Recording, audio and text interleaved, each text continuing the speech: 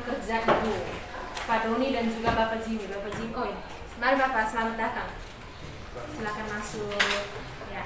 Jadi untuk pertemuan kali ini sangat spesial karena diakhiri dengan penilaian harian kita di minggu lalu. Sudah terima ulangannya? Sudah. Bagaimana? Puas dengan hasilnya? Puas. Mau usah pada berapa? 100. Ada yang nilainya di bawah KKM? Sudah. Ya. Jadi ini peningkatan karena di surat lamaran pekerjaan itu di pertemuan kita yang pertama kalian punya nilai itu anjlok semua, ya rata-rata anjlok. Tetapi didukung dengan kalian punya penilaian remedi sehingga bisa mengangkat kamu punya nilai. Sebagian yang tidak tuntas itu bisa naik. Kemudian di pertemuan kali ini kalian punya nilai juga, pertemuan yang kemarin itu ditutup dengan ulangan, kalian punya nilai rata-rata memuaskan. Apakah kalian puas? Puas. Ya, puas sekali. Ibu juga demikian. Oke. Jadi untuk pertemuan kali ini kita masuk dengan materi yang baru yaitu 3.5 informasi dalam teks editorial. Sebelum kita masuk dalam teks editorial, Ibu akan membagikan kepada kalian. Ya, ini namanya tabel informasi. Ya, ini gunanya apa? Gunanya untuk membatasi kita punya substansi materi yang akan kita pelajari pada hari ini. Jangan nulis dulu ya. Oke. Ini bagi teman-teman di belakang. Kamu dua selalu ya nanti. Oke ke teman-teman yang belum dapat gambar. Ya. Ada yang bertanya, Ibu, fungsinya untuk apa Ibu? Seperti yang dijelaskan tadi. Ya, fungsinya itu adalah untuk, perhatikan ke sini. Fungsinya itu adalah untuk membatasi kita punya substansi materi yang akan kita pelajari pada hari ini. Ada yang masih ingat pelajaran kita minggu lalu sebelum kita penilaian harian itu apa? Yolis, masih ingat tidak? Kita punya pelajaran 2 minggu lalu. Pelajaran terakhir itu apa? Sejarah. Selalu menggali masa lalu itu terus menerus. Ya toh?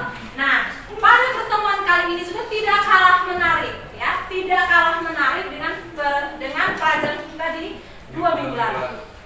Ada yang bisa tebak? Sudah tadi sudah kasih tahu di awal. Oke, langsung saja kita lihat kompetensi dasar 3.5 mengidentifikasi informasi dalam teks editorial. Kenapa Ibu kasih gambar ini? Bram, senyum sedikit, senyum. Akhir nanti kita akan adakan yang namanya post test, ya, untuk mengetahui sejauh mana saya punya pemahaman terhadap teks editorial. Anak kapten, Kono, ayo silakan. Jadi dalam begini gambar Ya. bagaimana seorang polisi sekarang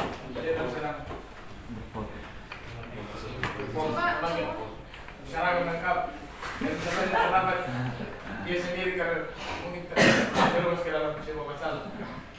Coba silakan. Gambar menjelaskan tentang seorang polisi menangani sebuah kasus. Masalah atau isu yang sedang terjadi sekarang ini. Iya. Mari kita beri tepuk salut. Kalau di kelas Latina Ibu bilang tepuk salut, tapi karena di sini sudah tua semua, jadi kita tulis tepuk salut. Mari kita beri tepuk tangan untuk ketua OSIS. Ya. Itu merupakan titik yang akan kita pelajari hari ini. Ya. Oke, next kita lihat. Tadi kalian sudah berpendapat.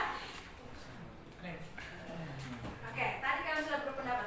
Lalu apa kaitannya antara gambar yang tadi kalian lihat itu dengan materi yang akan kita pelajari pada hari ini? Kira-kira apa kaitannya? Apa korelasinya? Jangan hubungannya pembahasan ini adalah dari cerita itu kita bisa membuat informasi dalam teks editorial. Iya, dari teks tersebut, dari gambar tersebut bisa kita jadikan sebuah teks editorial, bisa kita jadikan sebuah informasi. Oke, next kita lihat. Nah, selanjutnya coba perhatikan ke depan. Teks editorial adalah teks yang berisi pendapat pribadi dari redaksi terhadap suatu isu atau masalah aktual. Iya, berhenti di situ. Teks editorial adalah teks yang berisi pendapat pribadi dari redaksi. Ingat ini, kita perlu garis bawahi bahwa teks editorial itu adalah pendapat pribadi dari redaksi. Ya, pendapat pribadi dari redaksi terhadap isu atau permasalahan yang aktual. Pertanyaannya begini, lalu apa bedanya antara berita dan teks editorial? Ayo coba. Apa yang membedakannya dengan berita? Toh teks editorial juga berita. Dia menyampaikan informasi kepada para pembaca. Ayo, siapa yang bisa? Kolo, silakan. Kalau teks itu membuat berita tentang yang hangat diperbincangkan, sedangkan untuk teks berita yang lain itu berita apa saja yang terjadi baik yang sudah terjadi lama maupun sekarang. Iya, bisa. Nisa. Kalau menurut saya teks editorial beda dengan berita yang lain karena teks editorial yang merupakan pendapat sendiri. Kalau berita berdasarkan fakta. Oke. Masih lanjut? Pas. Yoris. Kalau teks editorial itu dari redaksi sendiri terhadap suatu masalah, sedangkan berita itu dari fakta dan lapangan yang ditulis sebagai informasi kepada umum. Iya, betul.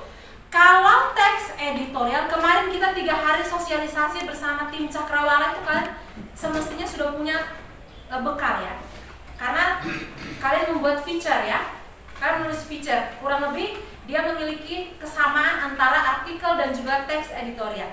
Nah, kita lihat. Kalau teks editorial itu dia menjelaskan atau isinya itu berkaitan dengan isu-isu aktual. Dan yang pentingnya ini ya, yang paling penting ini adalah teks editorial itu bukan ditulis oleh pendapat pribadi. Bukan pendapat pribadi, tetapi dari redaksi. Ibu bisa buat teks editorial? Bisa tidak? Misalnya ibu bergabung di tim Cakrawala gitu ya, di timnya Pak Gusti mereka, ibu jika berminat bergabung bersama kami, ibu sudah ketawaran ya. Ibu begini-begini sudah ketawaran untuk bergabung dengan tim Cakrawala gitu. Kemudian nanti misalnya ibu bergabung dengan mereka, ibu bisa menjadi redaksi, bikin berita ya, membuat berita untuk disebarkan kepada para pembaca. Ayo, yang bisa dipasifkan itu siapa? Subjek, objek, apa lagi? Predikat boleh? Predikat boleh tidak? Boleh. Ya, yang tidak boleh diutak-atik itu sih pelengkap. Nah, itu kalau kamu buat teks editorial, kamu harus bisa kuasai dia punya pola pengembangan. Tidak boleh hanya asal-asal menulis saja. Oke, next. Kita lihat selanjutnya.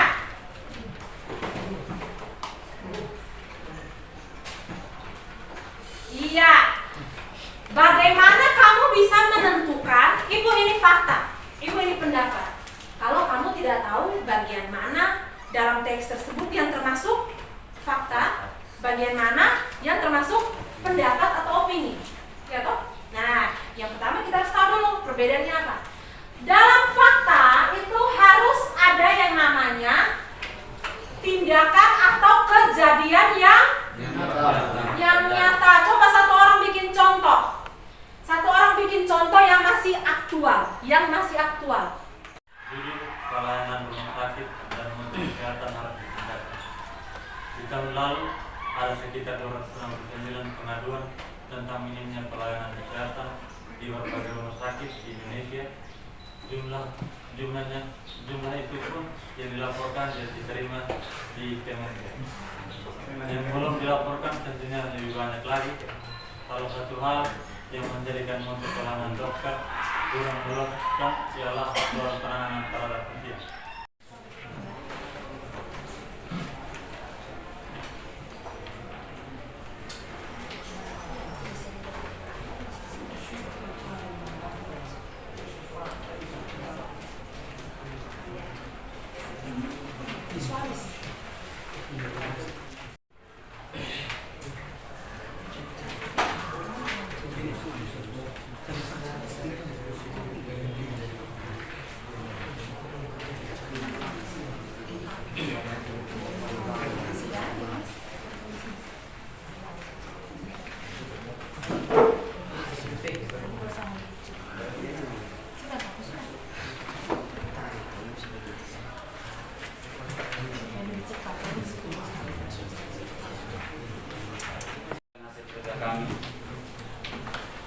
Yang pertama soal isi fakta yang terdapat di dalam teks editorial yang diberikan.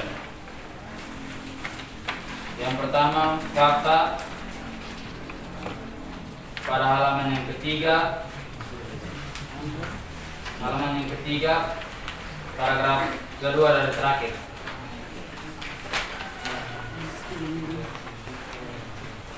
Ininya teka-teki pembunuhan Munir, titik-titik sampai ditugaskan oleh siapa.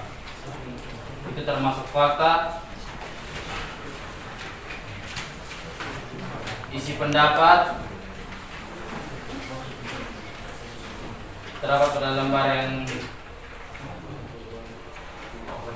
pada halaman yang ketiga. Ini terdapat dalam Halaman terakhir. halaman terakhir paragraf terakhir. Sudah? Oke, sekarang kita lihat poinnya. Kalau semua sama seperti yang disampaikan oleh rekan kalian berdua ini, maka poinnya 10. Ada yang sama atau ada yang beda? Angkat tangan yang beda, faktanya. Kalian berdua sama? Dua kelompok tadi yang disuruh maju sama? Fakta. Beda? Ada yang sama, ada yang beda. Oh, coba yang beda, silakan sebutkan.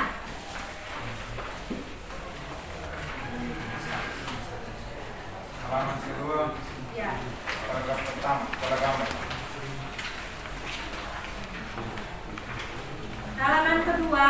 Paragraf pertama, pada gambar. Iya, silakan. Polisi membenarkan Belajar dengan baik sehingga minggu depan itu masuk pertama ibu langsung kasih pretest.